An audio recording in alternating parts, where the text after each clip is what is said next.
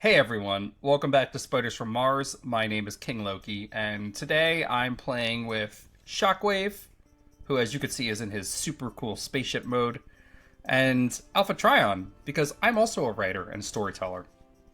But more importantly, I'm here to talk to you about Escalation, which was the third story of the Simon Furman era of the IDW universe.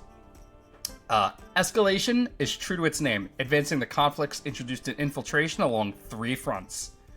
The Decepticons, now led by Megatron, who move on from the establishment of their Infiltration base to Phase 2 of their plan. Although Infiltration was supposed to be Phase 5, but who cares, right? With Optimus Prime having freshly stopped Thunderwing and Bludgeon's insanity on Cybertron, he now moves to ditch the kids from Infiltration and lead the Autobots to stop Megatron, as all good Optimus Primes should. And finally, the Machination, Scorponok's Earth-based venture, is poised to capture the first Transformer to pop out of Lake Michigan. While not as concise and explosive as Stormbringer, Escalation is true to its name, moving the Transformers into a modern story of political intrigue, geopolitical strife, and realistic violence. Before we begin, I'll just say that the whole IDW Transformers thing could have and should have just started here, because this story establishes everything, and it's pretty damn good. But that being said, if this is your first video here, well, there's no better place to start than Part 1, the plot. While Optimus Prime gets caught up on current events, Prowl, second in command, directs Sunstreaker and Ironhide to take Hunter, Jimmy, and Verity, our three kids from Infiltration, home. Or at least anywhere that isn't Arc 19, where the Autobots have set up shop. Arc 19, like most Transformers things, is their base. It's usually an arc. Here it's specifically Arc 19 because there are many arcs. As we'll discuss later, the kids aren't thrilled and start guilting kindly old Ratchet and also Jazz. But orders are orders, and so Hotshot Speeder, Sunstreaker, and the reliable old soldier, Ironhide, pop out of the lake. They are quickly intercepted by goons from the secretive Machination, which I didn't bother to talk about in my Infiltration video, because that story sucked, and the Machination were a small part of it. They want a Cybertronian for their own nefarious ends. And after trapping Ironhide and Sunstreaker in the worst trap known to man, a traffic jam, I say as an adult who has to drive everywhere, they disable Sunstreaker and fake his death, capturing him and Hunter, who is unfortunately riding inside Sunstreaker. Meanwhile, Megatron authorizes the deployment of his pod people, replicant politicians, and takes on a new body that will give him his glorious handgun alt mode. All while Optimus waits on the reinforcements he called in to counter the Decepticons. As far as plots go, this is certainly one of them, and pretty typical for Transformers things. Transformers running afoul of human villains or human characters, Decepticons doing deceptive things, and Autobots sitting around waiting for something obviously bad to get involved in, because in stories like this, our heroes are very reactive. They aren't very proactive. Part 2, Jazz, the Black Transformer. This story is exciting because, unlike Infiltration, with its focus on the human characters, several classic Autobots take center stage. Jazz and Wheeljack set off on a recovery mission to retrieve Sunstreaker's remains. This is probably the best time to talk about old Jazz. Jazz is, and always has been, coded as black. Sounds all right to me. This is not an indictment or problem. Coding, after all, is an academic term. This is something that happens in fiction. Coding is when a character talks or acts in ways that are associated with a given racial or cultural group, such as breakdancing, My first lieutenant. having specific styles of dress or hair, This looks like a or cool place to talking kick in a it. very recognizable way, right? It's important to note that all characters are coded, period. When giving people in a script or novel backgrounds and attributes that will define them, an Irish accent, or maybe an affinity for karaoke, go a long way towards building relatability and memorable character traits. Abraham Lincoln and Lincoln is coded. He's coded as Abraham Lincoln, right? Shadow the Hedgehog is coded in a certain way, right? He just is. He's an edgy teenager. It doesn't have to be a bad thing that you're coded, is what I'm saying. Now, when we're talking about non-human characters like Jazz from Transformers or Panthro from Thundercats, this type of coding can be problematic, as the cultural context for why characters act the way they do isn't the same, and essentializes the behavior of black coding characters, which can reinforce harmful racial stereotypes. Take it from my good friend, the Black Transformer Jazz. What's cracking, my homies? Jazz gets down with the rhyme. You know, you're basically teaching kids that if someone talks black and is black, maybe they love jazz, maybe they like breakdancing. When in reality, that isn't always true, right? It isn't usually true, in fact. Anyway, this is a topic that requires its own video, which I will produce eventually. For now, I'm gonna zero in on old Jazz. Cracking, little bitches. My first lieutenant. Designation Jazz. This looks like a cool place to kick it. The Black Transformer.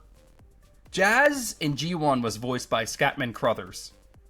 He was the only and first actor that Wally Burr, who was the voice director of Transformers, the G1 show, wanted for the role. His name goes back to Bob Budiansky's profile for the character, back when it was just a Marvel comic book. It was spelled with 3 Z's. And his character traits were, that he was a robot obsessed with human pop culture and music.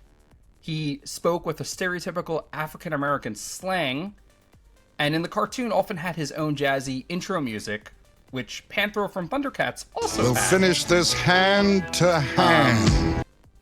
I'd like to point out the interesting thing about, like, a robot being obsessed with popular culture being coded as black.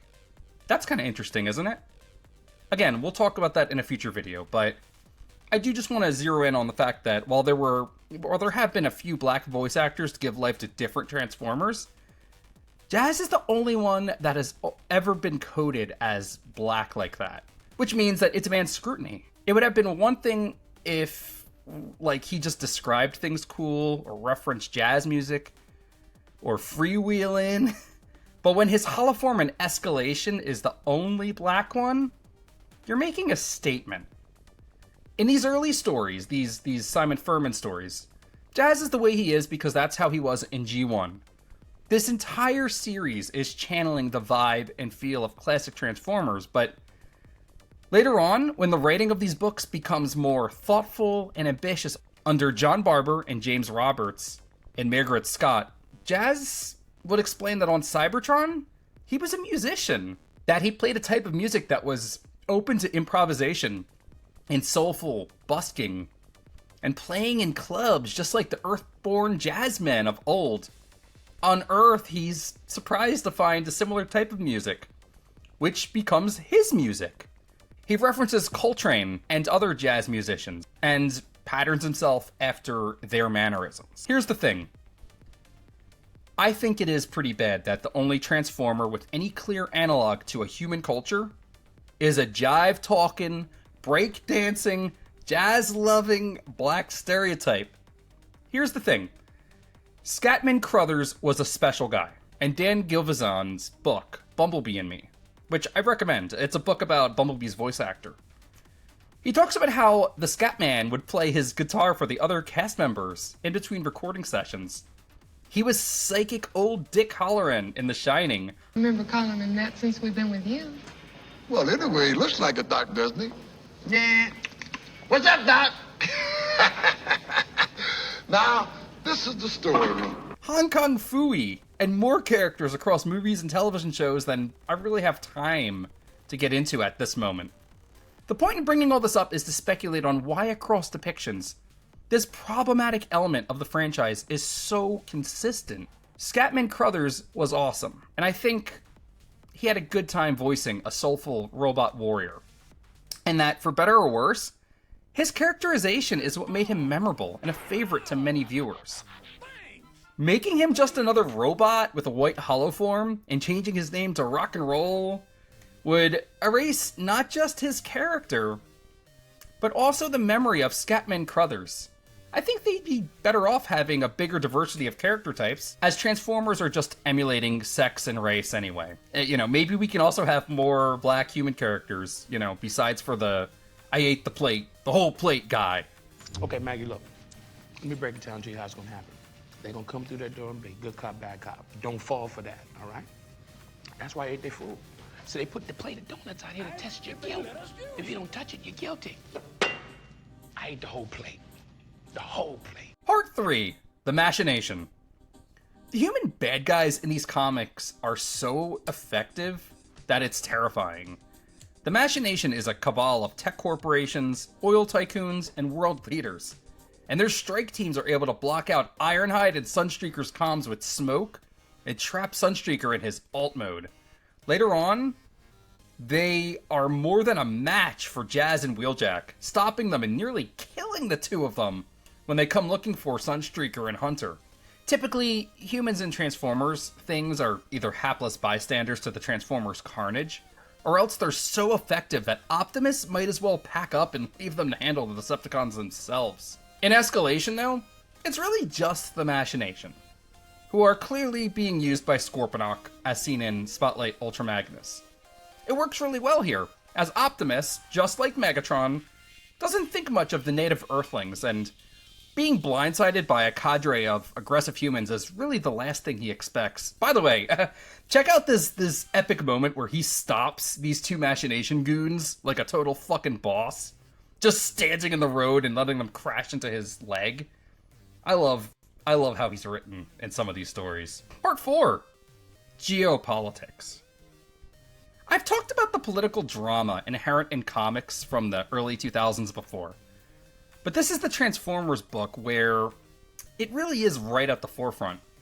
That decade, deep in the depths of the second Bush administration, was a scary time. Some little terrorist attack called 9/11 happened. If you're as old as me, you lived through it.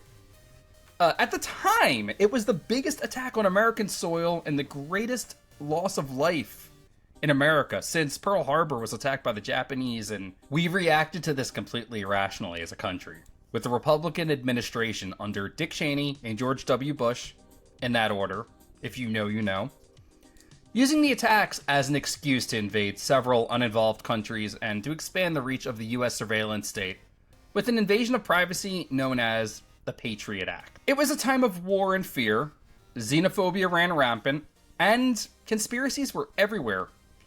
Speaking of the Patriot Act, go read Mark Millar's Marvel crossover from the era called Civil War.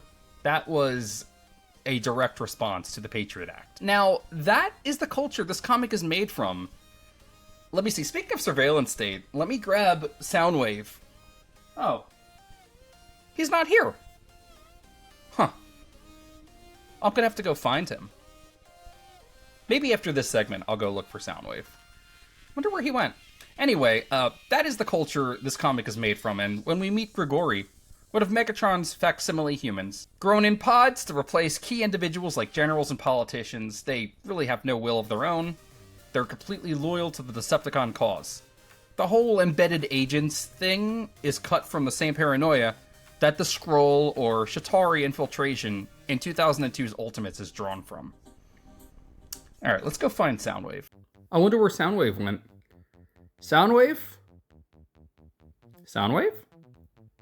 Is he here? Oh my god, was that Ultra Magnus? Magnus? Oh my god.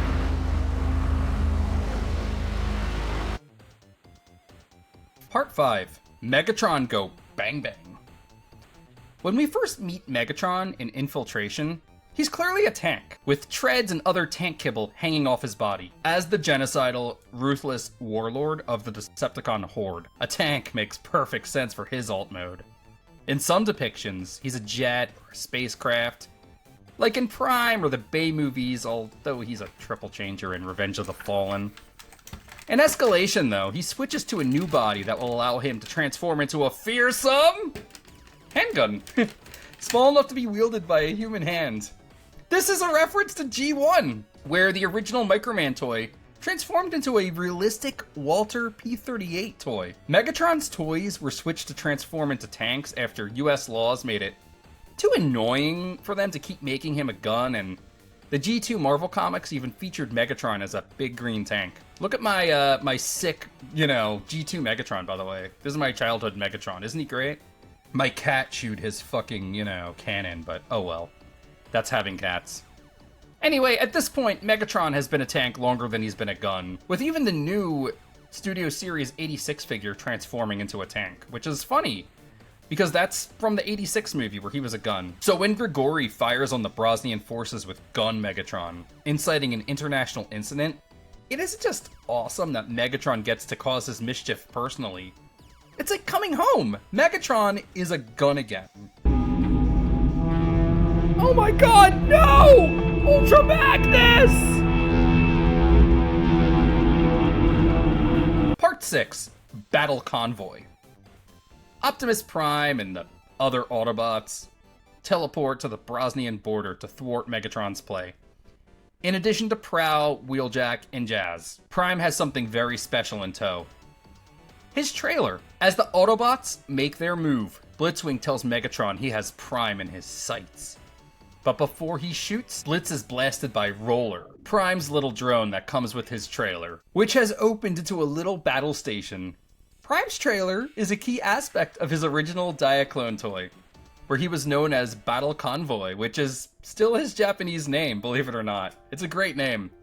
His trailer, which is known to teleport out of nowhere, opens into a mobile battle station, complete with a double-barreled auto launcher and a claw. There isn't much more to say about this here, but I just wanted to point it out because it's really fun that, this is the only time we'll see Roller or the trailer even referenced. And it's another neat reference to G1. And the kind of thing Furman does that the fans love him for. By the way, I talk a lot of trash about Furman in these videos.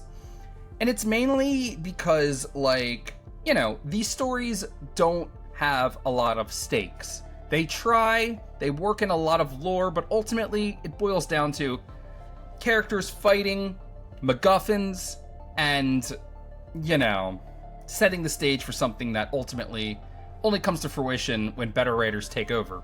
I haven't read his Marvel work. It's my understanding that his Marvel work was a lot more dynamic, inventive, and explosive, but that's the issue with something like this.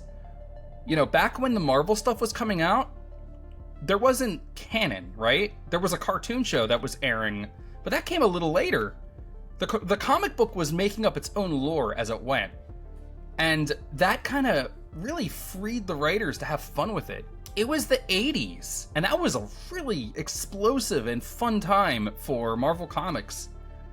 Especially if you were a cosmic or weird book like Thor or the Silver Surfer or Adam Warlock. Something like the Transformers, alien robots from another planet with intergalactic vendettas and lore. Forget it. Now we come to this, this IDW stuff, right? And Furman's hands are tied. There's a lot of things he can't do. So I just, at the end of the day, he was in an arena that he didn't fully understand how to adapt to. Oh my god, the horror. My dear friend, Ultra Magnus. Who did this? Who did this to you? I will avenge you, Ultra Magnus. I will avenge you, dear soldier.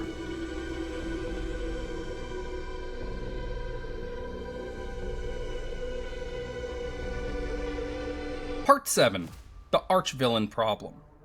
Shows and comics like Transformers often have one big villain, where all evil and antagonism in that universe draws its source. Other villains are either in league with that big bad, or else are subservient to it. He-Man has Skeletor, right? All those weird, freaky dudes that He-Man fights are all taking their marching orders from Skeletor. The Thundercats have Mum-Ra, right? The mutants, those Lunatic guys, all of them are below Mum-Ra, right? And, well, this isn't necessarily true, right? The Turtles originally killed Shredder immediately, but the Turtles have tons of villains to deal with. right? Something like The Last Ronin doesn't end just because the Shredder's gone. There are people to inherit the Foot Clan. Like, there's ways to get around the arch-villain problem. I mean, hey, even Megatron is absent for huge portions of the IDW universe. And for the most part, like, these books are always bursting with plot and possibility. However, like, Furman is going off the classic mindset that Megatron is effectively the Decepticon cause. If Prime kills him, the war will end. As we're just getting started, like, this is what, story 3? There's no way Megatron is in any real danger. Megatron and Prime are just meeting for the first time. Well, I mean, they've met before in this universe, but this is the third story that we get to see them meet. But that's largely the issue anytime these guys meet. You know, and not just when Furman is writing him, because of the arch-villain problem, right? A lot of characters get around the arch-villain problem by just, you know, having more villains. I've talked about the Turtles a minute ago, but look at Batman. It's not the end of the world if the Joker goes away, or becomes sane, or dies or something. The writers can use Two-Face or the Riddler to carry an arc or two. So while Furman is able to plant the seeds of future villains in his 5 stories and spotlights, he's focused on Megatron and to a lesser degree, Bludgeon. And this will be an issue going forward. My impression of the Furman era is that, for all its cribbing from other more successful comics, it just feels like action figures banging into one another, as death is largely not a concern. And despite Stormbringer, the stakes in action remain largely stagnant throughout these 5 books. Part 8, Infraspace. Speaking of death not being a concern, Optimus Prime has an epic battle with Megatron. After dodging the blasts from his signature fusion cannon, Prime blows it up, delivering a hefty blow that floors Mega Man afterwards. While Prime is actually going for the throat here, Megatron is juiced up on Ore 13 and just isn't going to stay down. He's breathing fire! He's delivering haymakers! He's completely overwhelming Prime. And a last-minute intervention from Roller does little to save the fight, as Prime just isn't able to keep Megatron occupied long enough for his Ultra Energon to burn itself out, before Megatron tears Prime's chest open and crushes his spark case, killing him. But as I just whined in the last segment, this is only the 3rd story in this universe, and worse, this is Simon Furman! So, the shock of Daddy Truck being brutally killed by the dastardly Megatron are deflated immediately in the next issue, where we learn that before Megatron was able to crush his spark, Optimus Prime had sent his consciousness into his trailer's databanks. Which is a nifty move that will never be used ever again. As his information is being transferred, Prime finds himself in a place he refers to as infraspace, a kind of digital limbo, while his data is downloaded. While he's in that place, he senses another presence there, a malevolent being that recognizes him, and which, to his horror, he also recognizes. Now, in Spotlight Optimus Prime, which takes place shortly after Escalation, by the way, mini review of Spotlight Optimus Prime, Optimus goes to visit the one person who can explain his near-death experience. In a distant nebula, hidden within an artificial asteroid, Optimus Prime meets none other than Omega Supreme, the last of the Omega Guardians, and this big hulking motherfucker from Season 2 of G1. Unbeknownst to him, he's watched by a gang of Cybertronians who have been following him, hoping to find the secret lair of Omega Supreme. Optimus Prime demands to know the truth of what happened to the first arc. Remember, Arc 19 is where the Autobots are living right now. There's a lot of arcs. But anyway, Optimus wants to know what happened to the first arc and the first Prime. The first Prime to inherit the mantle after the fall of the original 13 Primes. More on that in future videos, I promise. Furman is very big on lore, and so are you, but that context is basically not here yet. We'll get there. Anyway, Prime tells Omega Supreme that he needs to know the truth of what happened to Nova Prime, the first Prime after the 13, from whom Optimus Prime gets his lineage.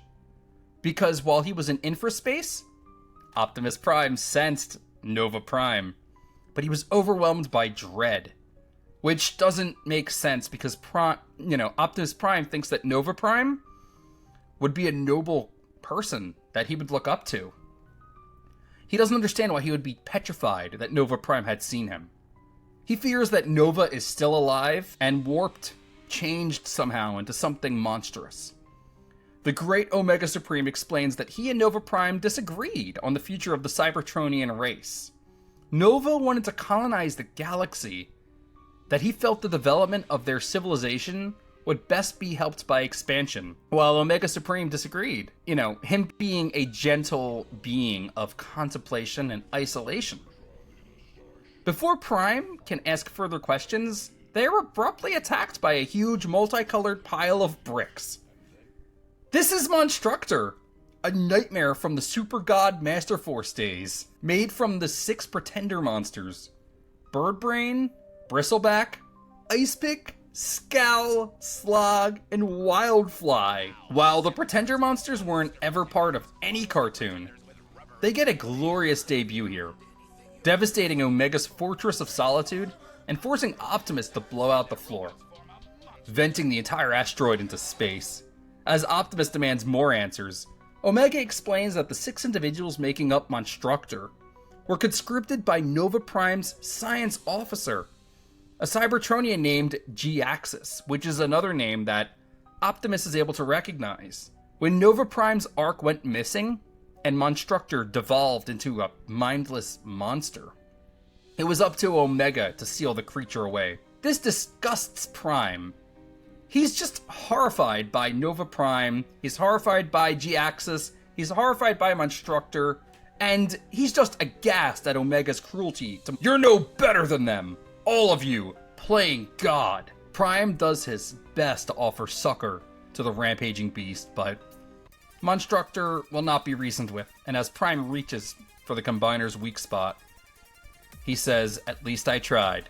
As Monstructor falls apart, Prime vows to help him, even as Omega Supreme warns him of the danger of other Combiners coming into being. Prime has Jetfire confine the Pretender monsters, but the greatest damage done is to Optimus's vision of the sacred lineage of the Primes. While parts of this attitude will be retconned in the future, as more of Optimus's backstory is filled in, the way Optimus is viewed by his fellow robots as a deeply wise, quasi-mystical leader. Also, how we view him. I mean, he's Daddy Truck. We love him. Versus how he feels as he deals with all of the issues facing him, many of which he simply won't be able to resolve by the end of the IDW comic book, will remain a defining feature of this version of Optimus Prime.